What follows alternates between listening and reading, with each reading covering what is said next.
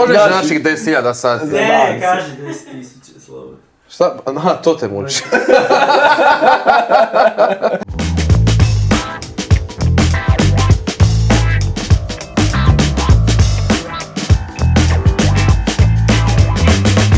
Ja sam Leon Kondres. Ja sam Antonio Morić. I ovo je naših 10.000 sati, bre. Prva stvar koju sam radio u životu nesvjesno je bilo prepričavanje mami i sestri na redovnoj bazi šta mi se dešava na izletima, u školi i na treningu, na generalno nekim... Šta god mi se desilo u životu, mama i sestra bi ono stale i rekao, hajde nam sad ispričaj, jer su bile fanovi mog pričanja, ali samo one u mom životu. I to je bila prva neka stvar gdje bi ja pričao i shvatio da je i meni duhovito i nekom drugom moj doživljaj svijeta. Sad ne znam koliko je to utjecalo, vjerojatno je, to sam neki dan sjetio, baš sam njemu rekao da sam u vrtiću, smo ja i jedan friend u jednom trenutku vidjeli 2 stolice ispred kao naše učionice i samo sjedili i roastali ljude. I vrijeđali se, koliko možeš roastati, samo smo umirali od smijeha. Drugaru iz klupe, kako vi kažete, njemu bi redovno bacao komentare i fore i redovno bi letili sa sata on i ja. S kim god da sam sjedio, to je bio ono, ova dva debila umiru od smijeha. I bilo je legendarno. Ja se sjećam trenutka kad smo mi ko klinci otkrili da ljudi čije ime počinje sa Mar, možeš da staviti Č ispred. I ja sjećam, mi smo nabrali sva imena. I onda je krenuo sat i ja se sjetio, jedna cura se zvala Marcela u razredu. I meni je to palo na pamet. I ja nisam sjedio s tim friendom, ja sam samo preko bilježnice, ogromnim slovima napisao Marcela, on njemu kao ps, on kao šta je, ja mu okrenem i obojica i van zradite. Instant, jebam. I to su najljepši trenutci. To su skužio, meni su, tipa moj ujak najviše, on je jako volio bacati fore uvijek.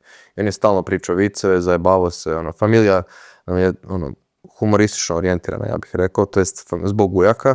Tako da meni je uvijek bilo fora smiješnost. Humor mi je bio uvijek prisutan u životu. I onda sam ga tražio gdje god sam išao. I na taj način sam nekako i kvalificirao ljude s kojima ću se družiti. Kao, jel se možemo zajebavati? Ovo je dovoljno vrijedno da nije bitno što što sam introvert, ovo moram reći jer mi je smiješno i bit će svima smiješno. Kao. A onda baš izlazak iz komfort zone sam napravio maltene na silu kada sam shvatio da ne možeš dejtati ako ne pričaš sa ženama, to je bilo prvo. I da se ne možeš baviti stand-upom ako ćeš imati kočnice. Onda sam upisao školu retorike u Novoj Akropoli, onda sam upisao školu glume u Kalvariji u Rijeci i onda sam imao priliku, jer nije bilo open mic-a u Rijeci tada, onda sam imao priliku nastupat u stand-up formi i onda sam krenuo na open mic-ove u Zagreb i organizirati u Rijeci. Tako da jesam. Škola retorike, škola glume je bila prije nego što sam stao na stage. Pa tamo sam u srednjoj školi počeo pratiti stand-up. Ne stand-up, nego Louis C.K. I to mi je bio, ja sam bio oduševljen. Baš sam bio oduševljen. I onda taman na kraju 2017. kad sam tek upisao faks, je on bio cancelan. I onda mi je falilo Louisa. Jer sam sve bio pogledao što sam imao za pogledat. Ja sam prešao na Bill Burra. Ja sam slušao njegov podcast i nekako me to gurnulo. Jer sam tad nekad bio čuo, to ljeto 2017. je prvi put kad sam ja mislio mogu bi otići na open mic. Ja sam ti testirao materijal pred friendovima.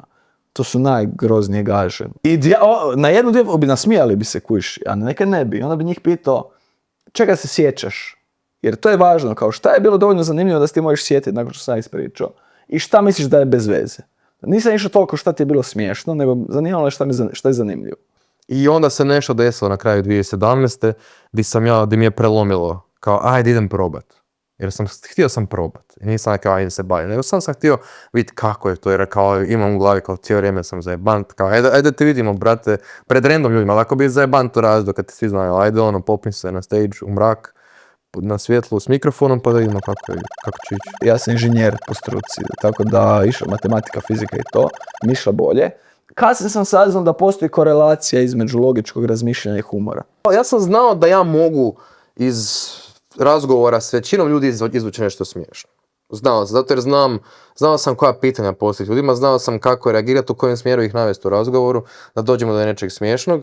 I onda sam prvi put, ne znam zašto sam ja s Jakovom uopće sjeo tamo snimat, mi da sam htio možda nešto. Skužio sam ja taj kadar mi se svidio. Taman mi prozor pada na taj kuhinjski, pa je to svjetlo, jer nisam imao svjetlo. I stavio sam mobitel kod prozora. Studentsko svjetlo je dignut rolet. Da, to je. To i sam snimao sa Jakom i snimao sam sa jednim friendom s posla, sa drugom jednom friendicom, sa jednom drugog podcasta, davao sam svakakve ljude da mi snimaju. I on je bio jedan od njih. Ali on je bio jedini od njih koji se htio ozbiljno baviti stand-upom. Pa ovako da, Leon i ja smo se znali par godina i onda u zadnje vrijeme smo bili malo intenzivnije se družili i skužili smo da kužimo za jebanciju. Pa drugčiji smo, da. To sigurno pomaže. Nadopunjujemo se. Da. Ne, drugčiji smo i dobro se pratimo. Nismo retardirani kao pustiš ovog drugog da kaže šta misli. Pa evo iskreno ja sam ogroman fan stand-upa i onda sve mi je u tom smjeru. Koliko god su neki side questovi interesantni u smislu kao nekog sitkoma, neke serije, nešto u tom smislu, meni uvijek ide ka stand-upu.